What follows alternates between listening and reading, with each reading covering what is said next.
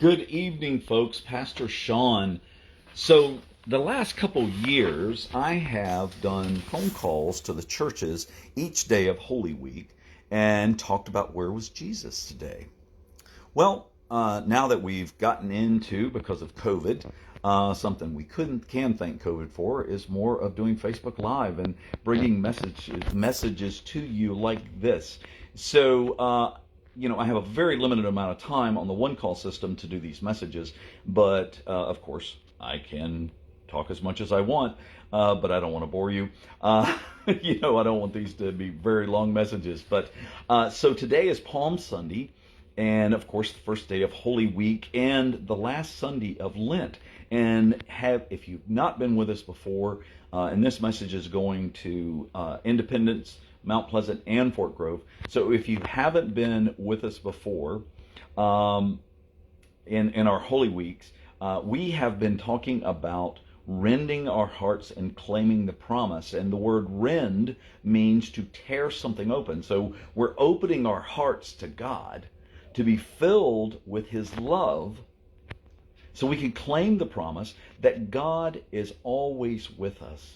And He will always be with us and always has been with us. And that through Jesus Christ, we get to have eternal life. And also, we get to have a really good life while we're here.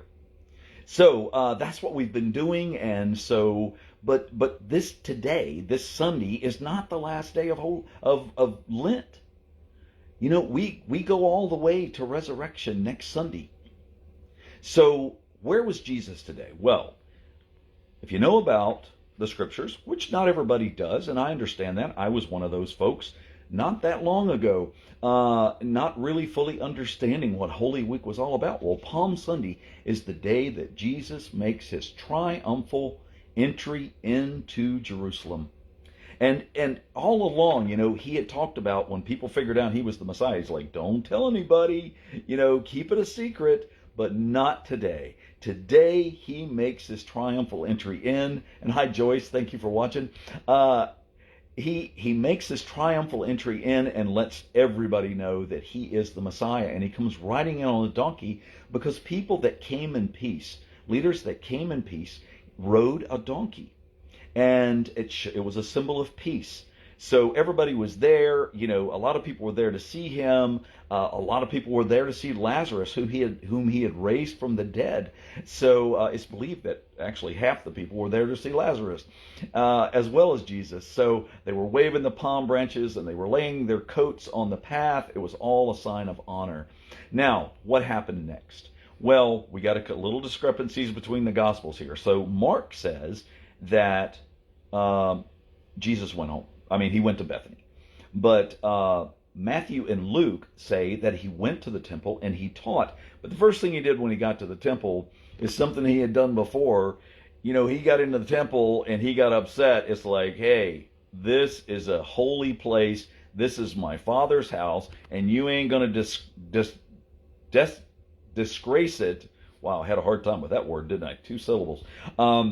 You're not going to disgrace God's temple, my Father's temple, with the money changers and the people selling things and all that mess. So He cleared all of them out. And then He taught. And of course He upset the Pharisees. Imagine that. The Pharisees got upset because Jesus was there teaching, the Son of God. And the children were praising Him. And of course Jesus, He just blows off the Pharisees. He's like, don't you read the scriptures, dudes? And He quotes some of the Old Testament scriptures about the children praising God and praising Him. So, and now, when He's done for the day, He returns to Bethany, which is just a couple miles away, and He spends the evening with His dear friends, Mary, Martha, and Lazarus, the same guy He had raised from the dead.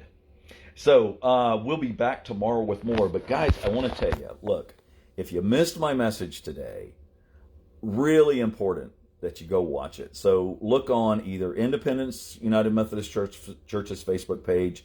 Of course, that's in Emporia, Virginia. For those that are watching in other states, and/or Fort Grove United Methodist Church's Facebook page, and that's in Stony Creek, Virginia, because this is not the last day of Lent. It's the last Sunday of Lent, but it's not the last day of Lent. We have more to go. We are rending our hearts to claim the promise. And to do that, we can't jump from today, Palm Sunday, right into next Sunday, Easter, and claim the resurrection. You don't get the full gravity of it if you do that. You got to walk to the cross with Jesus. You got to walk to the cross with Jesus. Our hearts are open, and they're open, and they're being strengthened by God's love. And by allowing them to stay open for 6 more days, Monday through Saturday, then we can truly have our hearts healed. But we got to walk to the cross with Jesus. We got to die to our old selves. Those things that are holding us back from the full magnitude of the love of God. We leave those things on the cross on Friday. That's what we do. We die to our old selves. Now, a lot of people that are watching this, I know that you are wonderful Christians. But if you got some baggage, this is a great time to let go of it. This is a great time to let go of it. Spend time in prayer and study and meditation this week. Just give it 30 minutes a day. 30 minutes a day. If you can give it an hour, give it an hour. You will be blessed.